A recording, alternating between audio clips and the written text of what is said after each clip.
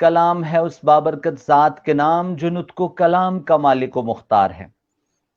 صد شکر اس پاک پروردگار کا کہ جس نے لفظوں کی حرمت کو سمجھنے کے لیے ذہن اور بیان کے لیے زبان عطا کی۔ صد شکر اس مالک کائنات کا کہ جس کے قبضہ قدرت میں میری آپ کی ہم سب کی جان ہے۔ دوستو یہ کائنات ایک حادثہ نہیں، کیونکہ حادثوں میں اس قدر حسن نہیں ہوتا۔ حسن ترکیب کا نام ہے اور حادثہ کسی ترکیب کے بکھر جانے کا نام۔ زمین و آسمان کی پیدائش میں، دن اور رات کے آگے پیچھے آنے جانے میں، جلوہ ہے بس اسی ذات کا جلوہ جو دن کو رات اور رات کو دن بنا رہا ہے۔ وہی خدا ہے، نہ کر تلاش اس کو بتوں میں، وہ تو ہے بدلتی ہوئی رتوں میں۔ آپ کی محبتوں کا بہت شکریہ۔ محمد عرفان اشرف آپ کے ساتھ موجود ہے اور ہم ہر روز 7 سے 8 بجے تک آپ کے لیے ایک بیٹھک کا انتظام کرتے ہیں، اور اس پروگرام میں ہرگز اکیلا شامل نہیں ہوتا، میرے ساتھ میرے دوست عمر خالد موجود ہوتے ہیں۔ ہم دل کی باتیں کرتے ہیں، ہم آپ سے محبت کی باتیں کرتے ہیں۔ میری طرف سے تمام سننے دیکھنے والوں کو رمضان المبارک کی خوشیاں بہت بہت مبارک ہوں، اور آج ہم نے پہلا روزہ افطار کیا، آپ کو بہت مبارک ہو۔ جی عمر۔ سر بہت شکریہ، میں تمام اپنے ناظرین کو خوش آمدید کہنا چاہوں گا، اور اسی کے ساتھ رمضان کی برکات اور اس کی آمد سے ہمیں لطف اندوز ہونے کا خدا باری تعالیٰ نے ایک دوبارہ سے ہمیں موقع عطا کیا ہے۔ میں دعا گو ہوں اللہ تعالیٰ اس ماہ مقدس کو ہمارے لیے ہمیں زیادہ سے زیادہ اس سے فیوز و برکات سمیٹنے کا ہمیں موقع عطا فرمائے، اور میں دعا گو ہوں کہ ہم اپنے تمام اہل علم اور اہل دانش سے زیادہ ہم معلومات سمیٹ سکیں، جس سے ہم اپنی زندگیوں کے اندر بہتری لا سکیں، اور اپنے جو ہمارے اہل و عیال ہیں ان کے لیے آسانیاں پیدا کرنے کی ہمیں اللہ تعالیٰ توفیق عطا فرمائے۔ عمر، یہ رمضان المبارک چونکہ قرآن مجید کا مہینہ ہے، یہ برکتوں کا مہینہ ہے، یہ رابطوں کا مہینہ ہے، یہ آنسوؤں کا مہینہ ہے۔ قرآن اور رمضان یہ دو لازم ملزوم چیزیں ہیں، کیونکہ اللہ رب العزت نے قرآن مجید فرقان حمید میں ارشاد فرمایا کہ شہر رمضان الذی انزل فیہ القرآن، کہ یہ وہ مہینہ ہے کہ جس میں ہم نے قرآن مجید کو نازل فرمایا۔ تو قرآن مجید کے ہر انسان پر 5 حق ہیں۔ پہلا، قرآن مجید پر ایمان لایا جائے، زبان سے اقرار کیا جائے اور دل سے تصدیق کی جائے یہ اللہ کا کلام ہے۔ دوسرا، اس کو پڑھا جائے۔ پڑھنے سے مراد رتل القرآن ترتیلا بھی ہے کہ اس کو عربی متن کے ساتھ پڑھا جائے، اور دوسرا اس کو ترجمے اور تشریح اور تفسیر کے ساتھ بھی پڑھا جائے۔ پھر قرآن مجید فرقان حمید ہی میں قرآن مجید کا تیسرا حق بیان کیا ہے، اور وہ یہ ہے کہ قرآن مجید کے پر غور و فکر کیا جائے، تفکر و تدبر کیا جائے۔ تقریباً 1000 سے زیادہ مقامات پر اللہ کریم انسان کو دعوت فکر دیتے ہیں۔ افلا تعقلون، افلا یعقلون، افلا تدبرون، تم اس پر غور و فکر کیوں نہیں کرتے؟ تو چوتھا حق ہر انسان پر قرآن مجید کا یہ ہے کہ اس کو اپنی زندگی پر لاگو کیا جائے، اور پانچواں، اس کو لوگوں تک پہنچایا جائے۔ اور ہمیں کوشش کرنی چاہیے کہ رمضان کے مہینے میں قرآن کے بیسک تھیم کو سمجھنے کی کوشش کی جائے، کیونکہ قرآن کا موضوع انسان ہے۔ جی عمر۔ سر میں اسی طرح سے اپنی بات کو مزید آگے بڑھانا چاہوں گا، اور آپ سے ایک سوال پوچھنا چاہوں گا کہ خدا تعالیٰ نے یہ خوبصورت ایام جو ہماری قسمت میں لکھے ہیں ہمیں عطا کیے ہیں، اسی کے ساتھ ساتھ رمضان کن چیزوں کا متقاضی ہے ہم سے کہ ہم کس طرح سے اپنی زندگی میں بہتری لا سکتے ہیں، اور کس طرح سے اس کی فیوز و برکات سے ہم فائدہ اٹھا سکتے ہیں؟ بیسیکلی میری اپنی رائے ہے، میں نہ عالم، نہ مفتی، نہ مجتہد، لیکن ایک عام سا طالب علم ہونے کے ناطے جو مجھے سمجھ آتا ہے، میں اس حوالے سے اپنی تھوڑی سی رائے کا اظہار کر دیتا ہوں۔ کہ یہ جو مہینہ ہے بیسیکلی ایک ٹریننگ پروگرام ہے کہ انسان جو اللہ کا مطلوب انسان ہے اور جو اللہ کا مطلوب مومن ہے وہ کچھ چیزوں کا متقاضی ہے، اور وہ تقاضا یہ کرتا ہے کہ وہ انسان جو اپنے اللہ کے ساتھ مکمل قریب ہو جائے وہ اللہ کو چاہیے ہوتا ہے۔ اور وہ رمضان مبارک میں چونکہ ہم نے روزہ رکھنا ہوتا ہے، ہم نے رکنا ہوتا ہے۔ روزے کا مطلب ڈھال ہے، روزے کا مطلب رک جانا ہے، اور ان چیزوں سے رکنے کا ہمیں حکم ملا ہے کہ جو حلال چیزیں ہیں، مطلب کھانا پینا حلال ہے، بہت سارے اور ایسے کام جو ہیں وہ حلال ہیں، لیکن ان حلال چیزوں سے بھی ہمیں رک جانے کا حکم ہے۔ جب اللہ کریم کے حکم سے حلال چیزوں سے ہمیں رکنے کا حکم ہے تو پوری زندگی میں وہ حرام چیزیں جن کو اللہ نے ہم منع فرما دیا ہے ان سے تو رکنا ہی رکنا ہے، ان سے تو باز آنا ہی آنا ہے۔ تو یہ بیسیکلی ایک ٹریننگ پروگرام ہے، اور جب ہم بھوکے پیاسے رہتے ہیں تو ہمیں احساس ضرور ہوتا ہے کہ وہ لوگ جو بھوکے پیاسے رہتے ہوں گے ان پر کیا گزرتی ہوگی، پھر ہمیں لوگوں کے بھوک اور پیاس کا بھی احساس ہوتا ہے۔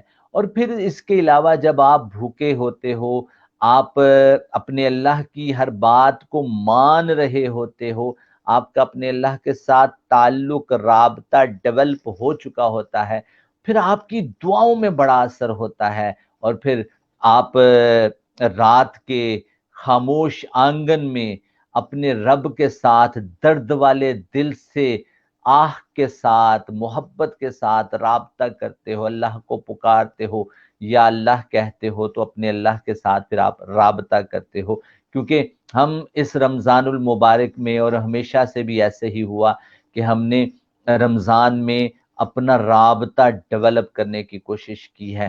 تو میری رائے کے مطابق یہ ایک ٹریننگ پروگرام ہے کہ اللہ ہمیں روکنا چاہتا ہے کہ حلال چیزوں سے تو تم نے ہمیشہ رکنا ہے، حلال چیزوں سے ہمیشہ نہیں رکنا، حرام سے ہمیشہ رکنا ہے، اور خدا کے حکم کے مطابق ہمیشہ آپ نے بری چیزوں سے رک جانا ہے، برے کاموں سے رک جانا ہے۔ میرے نقطۂ نظر کے مطابق یہ رمضان کا بیسک لاجک ہے۔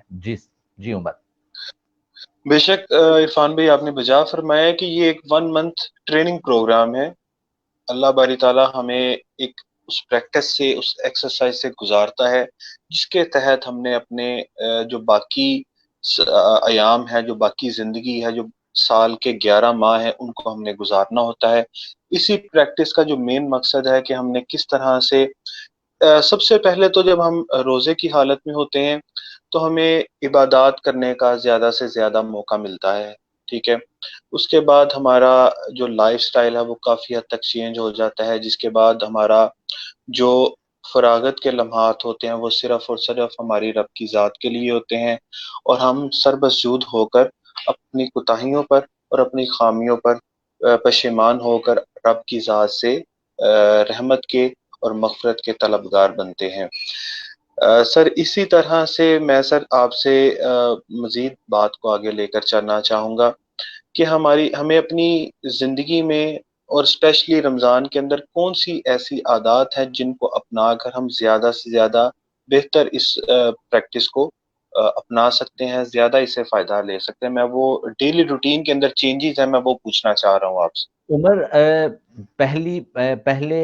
پہلی آپ نے سوال کیا، قرآن مجید میں روزوں کے متعلق اللہ کریم نے ایک آیت بیان کی ہے کہ یا ایھا الذین آمنوا کتب علیکم الصیام کما کتب علی الذین من قبلکم لعلکم تتقون۔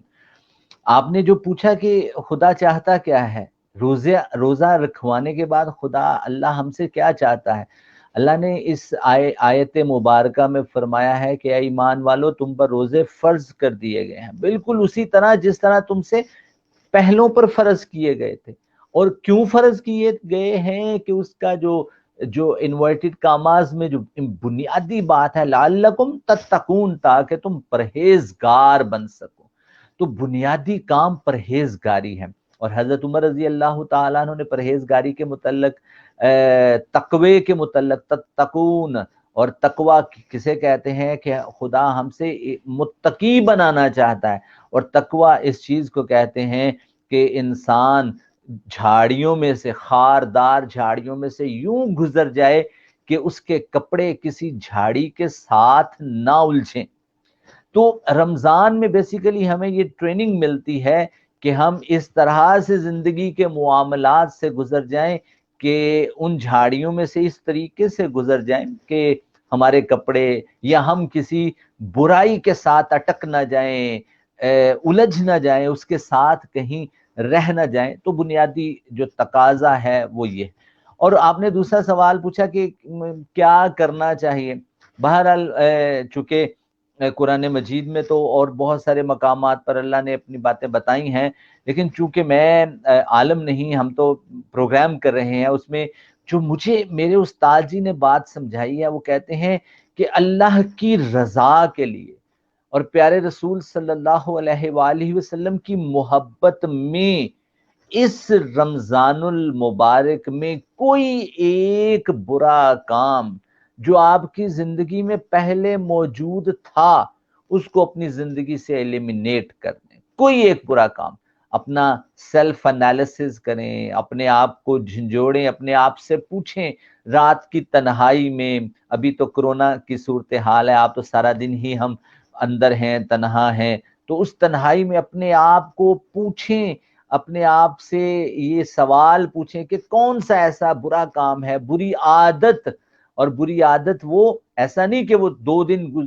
اس کو چھوڑ دیا اور پھر اپنا لیا، 1 مہینے اس کی پریکٹس کریں، اور پریکٹس کرنے کے بعد کوئی بری عادت اپنے اندر سے ایلیمینیٹ کر دیں، نکال دیں، اور اللہ اور اس کے رسول کی رضا کے لیے کوئی ایک عادت جو آپ کے اندر ہے، جو آپ سمجھتے ہیں، اس کو اپنے اندر داخل کر لیں، بری عادتوں کو نکال لیں، اچھی عادتوں کو داخل کر لیں۔ اچھا، ایک ہم سائنس اینڈ سائیکالوجی میں اسٹڈی پڑھتے ہیں، اسٹڈی آف 17 اور 21 ڈیز، وہ کہتے ہیں 21 دن تک کسی چیز کی جب آپ پریکٹس کرتے ہو تو وہ آپ کی زندگی کا میں شامل ہو جاتی ہے۔ آپ ایسا کر لو، مثلا بہت سارے ایسے لوگ ہیں جو مکمل نماز نہیں پڑھتے، تو وہ کم از کم ان 30 ڈیز میں اگر مکمل طور پر نماز ادا کریں گے تو 21 دن کوئی کام آپ لگاتار 5 ٹائم کریں گے تو وہ آپ کی عادت بن جائے گی۔ اور اسی طرح آپ کے اندر کوئی بری بات ہے تو اس کو نکال دیں۔ اور میں نے شاید کسی اور پروگرام میں کہا تھا کہ ہمارے استاد محترم نے کہا کہ 40 دن تک آپ جھوٹ نہ بولو، 40 دن تک جھوٹ نہ بولو، تو پھر آپ جو بولو گے اللہ اس کو سچ کر دے گا۔ پھر 40 دن تک اپنے گھر میں اس وقت تک آپ کھانا نہ کھاؤ جب تک آپ مہمان کو اپنے ساتھ کھانا نہ کھلاؤ۔ تو ان کم از کم ان 30 ڈیز میں تو اپنے ساتھ کسی مہمان کو بٹھا کر کھانا کھلا سکتے ہیں۔ پھر اس کے بعد آج کل ہم رمضان کے مہینوں میں ہم سخی ہوئے ہوتے ہیں، سخاوت آئی ہوتی ہے تو ہم ان لوگوں کا خیال کرتے ہیں۔ آج ہم اپنے دسترخوان کو جب دیکھتے ہیں تو ان دسترخوان میں 9 اقسام کے کھانے پڑے ہوتے ہیں، تو ان میں سے ایک کھانے کو اگر ہم کم کر کے کسی ایسے شخص کے گھر میں دے دیں جس کے پاس کھانے کو کچھ نہیں، تو بہت سارے معاملات بہتر ہو سکتے ہیں۔ تو رمضان میں تو بہت ساری چیزیں آپ بہت آسانی سے کر سکتے ہیں۔ بڑی ایک اور مزے کی بات ہے کہ رمضان میں خاموشی، کہتے ہیں کہ اگر 10 درجے ہیں نا ولایت کے، تو ان میں سے 9 درجے خاموشی میں ہیں، 9 حصے خاموشی میں ہیں۔ تو کم از کم اگر ہم اس رمضان المبارک میں خاموش ہی رہ جائیں، باتیں نہ کریں، اگر ہم باتیں زیادہ کریں گے تو جھوٹ زیادہ بولیں گے، لغو گوئی زیادہ کریں گے، چغلی بخیلی زیادہ کریں گے، تو اس مہینے میں اگر ہم اسی عادت کو، چپ رہنے کی عادت اپنا لیں، تو میں سمجھتا ہوں کہ بہت سارا کام بہتر ہو سکتا ہے۔ اور وہ چپ رہنے کی عادت ہم ہمیشہ کے لیے اپنا لیں، اور بولن نالوں چپ چنگیری تے چپ پچ 100 پردہ تے جے منصور نہ بولدا تے سلی کن چڑھدا۔ اور پھر چپ کے متعلق प्रोफेसर मोहन सिंह का बड़ा खूबसूरत शेर है कि बुलबुल पुछया गुल दे कोलों, बुलबुल पुछया फुल दे कोलों, मैनू समझ ना आई, तू किंज बनिया हार गले दा ते मैं किंज फसी फाई, फुल बोलिया जी बकलड़ी, ये जबान, फुल बोलिया जी बकलड़ी, मैथों रोक ना पावे, ते 100 जीबां दे हुंदियां सुंदियां मैं रखदा भेत लुकाई। ये जो गुलाब का फूल होता है ना, इसकी 100 जबानें होती हैं, लेकिन फिर भी ये खामोश है, और खामोश जो होते हैं ना, ये फिर सेहरे के फूलों में लगते हैं। बहरहाल कहने का मकसद ये है कि आप इन दिनों में खामोशी इख्तियार कर लें, इन दिनों में हमसाये का ख्याल कर लें, इन दिनों में झूठ बोलना कम कर दें, बल्कि झूठ को अपनी जिंदगी से एलिमिनेट कर दें। इन दिनों में कोई एक चीज अल्लाह की रजा के लिए पॉजिटिव अपने अंदर दाखिल कर लें, और कोई एक बुरी बात अपने अंदर से निकाल दें। और फिर एक सबसे इंपॉर्टेंट बात यह है, वो दरूद पाक, दरूद इब्राहिमी सल्लल्लाहु अलैहि वसल्लम का वर्द, वो जरूर अपनी जबान पे जारी रखें। दरूद पाक पढ़ते जाएं, पढ़ते जाएं, पढ़ते जाएं, इंशाल्लाह आसानियां होती जाएंगी। बहुत शुक्रिया उमर, आपने मुझसे आज ये बात पूछी है। जी उमर। सर, एक बुजुर्ग का कौल है कि एक लम्हे का मुराकबा 1000 रकत नवाफिल से बेहतर है। मुराकबा खुद शनासाई की एक मंजिल है। इंसान जब तक अपनी खुद शनासाई की जानिब रवां दवा नहीं होता, तब तक वो खुदा के करीब नहीं हो सकता। इसी तरह से अगर आप अपनी ज़िंदगी में कुछ बेहतरी लाना चाहते हैं, तो खुद एहतसाबी सबसे बेहतरीन अमल है। जो इंसान का दिल है, वो सबसे बड़ा मुफ्ती है। वो आपको गाइड कर रहा होता है, वो आपको बतला रहा होता है कि ये आपके लिए बेहतर है, या ये गुनाह का अमल है, या इससे आपका रब आपसे नाराज हो सकता है। इंसान अपने आप से पूछे, इंसान को खुद ब खुद खुदा की ज़ात की तरफ से, कुदरत की तरफ से ये गाइडलाइन मिलती रहती है कि उसने किस रास्ते को चूज करना है। लेकिन उसके बाद अल्टीमेटली जो फैसला होता है, वो इंसान का खुद का होता है। मौला अली से किसी ने पूछा कि तकदीर में अगर सब कुछ लिख दिया गया है, तो फिर हमारे हाथ में क्या है? तो जी उन्होंने कहा उस शख्स से कि अपना एक हाथ खड़ा करो। उसने वो अपना हाथ खड़ा कर दिया। हजरत मौला अली ने कहा कि अपना दूसरा हाथ भी हवा में खड़ा करो। उसने वो हाथ भी अपना हवा में लहरा दिया। उसके बाद मौला अली ने कहा कि अपनी दाईं टांग उठा लो जमीन से। उसने वो भी उठा ली। उसके बाद हजरत अली ने कहा कि अपनी दूसरी टांग भी उठाओ। तो उसने कहा कि मौला मैं ये नहीं कर सकता। उन्होंने कहा यही तकदीर है। ये बाकी जो अमल था, ये आपके इख्तियार में था कि आपने किस तरह से कौन सा काम कब करना है, ये अल्लाह ताला ने आपको इख्तियार दे रखा है। यही कुदरत का फैसला है कि हम अपने इर्द गिर्द अपने इंसानों में किस तरह से उनकी जिंदगी में पॉजिटिव रोल प्ले कर सकते हैं, उनकी आसानियां बांटने का हम किस तरह से इसबाब बन सकते हैं। अगर किसी शख्स को ये अता हो चुका है, अगर उसके अंदर ये अमल कुदरत की तरफ से उसे मिला है कि उसने दूसरों के लिए आसानियां बांटनी है, तो इस बात पर यकीन होना चाहिए कि अल्लाह ने उसके लिए बख्शिश का समा खुद से ही पैदा कर दिया है। अता हमेशा वहीं से होती है, लेकिन अमल बेशक इंसान ने खुद से करना होता है। जी इरफान भाई। जी उमर, आपने बजा फरमाया। आप एक कहा कि इन दिनों में करने वाले काम क्या है, रमज़ान में क्या करें। रमज़ान चूंकि कुरान का महीना है, और कुरान मजीद के मैंने आपको 5 हक बताए हैं, इस पर ईमान तो हम अल्हम्दुलिल्लाह ला चुके। इसको हम थोड़ा बहुत रत्तिलिल कुरान तरतीला भी करते हैं। अब जो करने वाला काम ये है कि इसको पढ़ें, इसके मफाहीम को समझने की कोशिश करें। मैं तो उन इंटेलेक्चुअल को भी दावत देता हूँ जो अफलातून और अरस्तू से लेकर डाइजिनी से लेकर और पता नहीं कौन कौन से फिलासफर, कांट से लेकर नीत्शे और बड़े सारे लोगों को पढ़ते हैं। मैं उनको दावत देता हूँ कि वो कुरान मजीद के तर्जुमे को पढ़ें, कुरान मजीद की तफसीर को पढ़ें, और उसके अलावा इसके इस पर गौर व फिक्र करें। आपने अभी बड़ा ज़बरदस्त पॉइंट उठाया है कि हमें मुराकबे में बैठना चाहिए, आपको गौर करना चाहिए। आप ज़रा इस बात पे गौर करो کہ اتنی بڑی کائنات کے جس کو مجھ جیسا انسان تو ایکسپلین بھی نہیں کر سکتا، کہ اتنی بڑی کائنات کے جن لوگوں نے اس کو ایکسپلور کیا ہے، وہ کہتے ہیں کہ ہم نے صرف 0.0005% تک کائنات کا بھی ہم جانتے ہیں، اور جو ہم نہیں جانتے کیا وہ کائنات نہیں ہے، وہ اس سے بھی بڑی کائنات ہے۔ ہم کائنات کا بہت تھوڑا سا حصہ جانتے ہیں، اور جتنا حصہ جانتے ہیں وہ بڑا کتنا ہے۔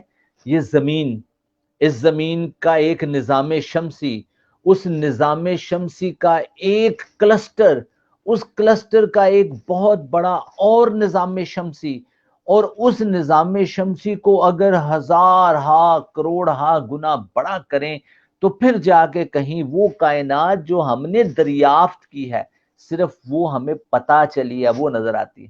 اور بڑی مزے کی بات ہے، اتنی بڑی کائنات کے وہاں اتنے گرم ستارے اور سیارے ہیں کہ جہاں ہمارا سورج ہاتھ جوڑ کر کھڑا ہو جائے کہ آپ میری اوقات نہیں کہ آپ کے سامنے کھڑا ہو جاؤں، اتنی گرمی ہے یہاں، اور اتنے ٹھنڈے کہ ہمارے خیالات تک وہاں پہ جم جائیں، اتنی ٹھنڈ۔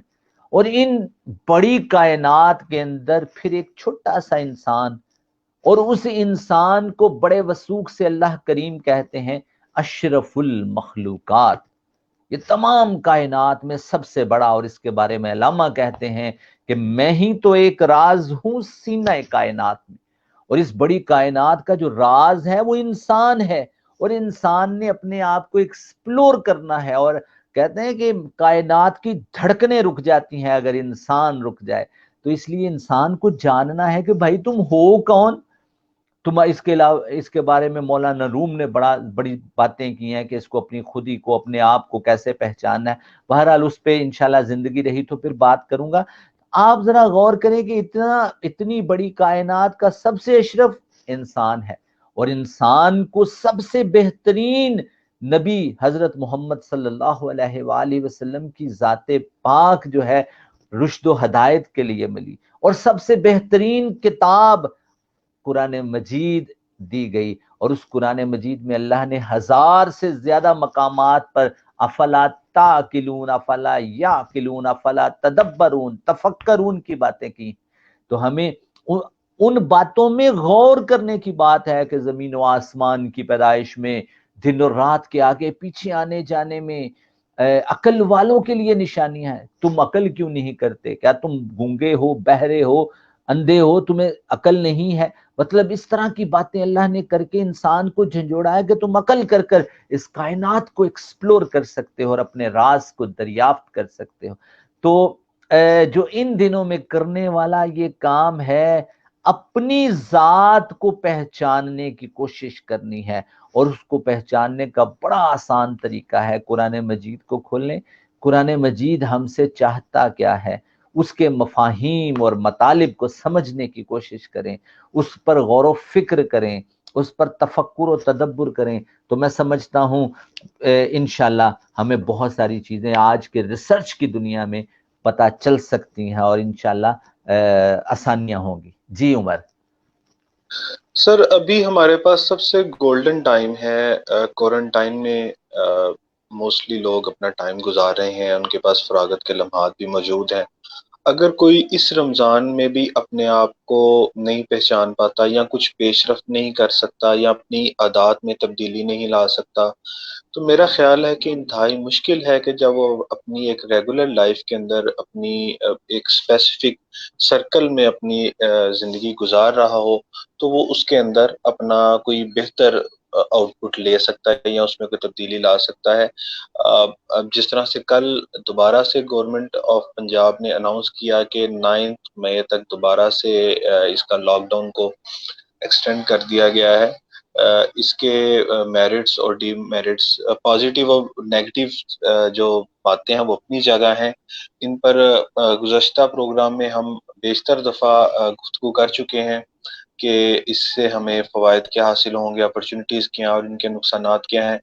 لیکن اگر آپ اس کو صرف اور صرف ریلیجیس پوائنٹ آف ویو سے دیکھیں تو اللہ تعالیٰ نے ہمیں ایک بہت سنہری موقع عطا کیا ہے کہ جس وقت پوری دنیا ساکت ہے، तमाम दुनिया के कारोबार मुंजमद हो चुके हैं और हमारे पास एक अच्छा वक्त है, रमज़ान का महीना है, जिसमें हर मुसलमान वैसे ही अपने आप को खुदा के करीब तर महसूस करता है और अल्लाह ताला भी पुकार पुकार के अपने बंदों को बुलाता है कि आओ, है कोई मुझसे बख्शिश मांगने वाला। और इस माह के अंदर तो फरिश्तों को हुक्म दिया जाता है कि रोजे की हालत में अगर कोई भी मुसलमान कोई दुआ मांगता है तो तुमने उसके ऊपर आमीन कहना है। इतना खूबसूरत वक्त है आज, जिसका हमने पहले रोजे का अल्लाह के फजल करम से इफ्तार किया है। अभी 29 रोज बाकी हैं। रहमतों का दरवाजा खुल चुका है। हमने अपनी बख्शिश का सामान खुद पैदा करना है। खुदा सभी को इक्वली अपॉर्चुनिटीज और टाइम देता है। इसमें जो कुछ हम अपने लिए और अपने अहलो याल के लिए ग्रैब कर सकते हैं वो हमने अपनी सकत के मुताबिक हमने ले लेना है। इरफान भाई, प्रोग्राम का वक्त इख्तिताम को पहुंच चुका है। मैं बहुत शुक्रगुजार हूं अपने तमाम व्यूअर्स का कि जो अपनी मोहब्बतों से हमें नवाज रहे हैं और सांसों ने वफा की और वक्त में इजाज़त दी। कल दोबारा से इंशाल्लाह खिदमत में हाजिर होंगे और दोबारा से इस बैठक का एहतमाम करेंगे। मैं इजाज़त लेना चाहूँगा जी। और आखिर में मैं एक बात कहना चाहूँगा कि आजकल हम ना दूध दही लेने जाते हैं और हमेशा से ही मैं अपने घर के पास दूध और दही लेने जाया करता हूँ। मुझे बाबा बुल्ले शाह साहब की एक बड़ी ज़बरदस्त बात याद आ गई कि बाबा बुल्ले शाह जो है वो दूध, पुराना ज़माना था, आजकल तो शॉपर का ज़माना है ना, शॉपर में दूध लेने जाते। वो एक बीबी दूध बेचने वाली थी, तो बाबा जी उसके पास जब दूध लेने जाते तो वो बाबा जी उसके पास बैठे होते। जो भी बंदा वहां पे दूध लेने के लिए आता, उसने एक कपड़ा अपने पास रखा होता, वो दूध के बर्तन को अंदर से साफ करके फिर दूध डालती। तो बाबा जी ने पूछा, ओ भली मानस, वो बंदा घर से दूध साफ करके आया है, तुम उससे दूध डाल दिया करो। उसने कहा, दूध नूर है और बर्तन अंदर से अगर गंदा होगा तो उसमें मैं दूध डालूंगी तो दूध खराब हो जाएगा। और भाई जी, ये अंदर अंदर साफ ना हो तो अंदर नूर कहां से आएगा। आप लोगों से यही गुजारिश है कि बाबा बुल्ले शाह सरकार ने फिर कहा कि अपने अंदर की प्लीति को साफ करें, तब अच्छाई अंदर आएगी। इसी पैगाम के साथ मोहम्मद इरफान अशरफ को इजाजत दीजिए। जिंदगी रही तो फिर मुलाकात होगी। अल्लाह निगहबान।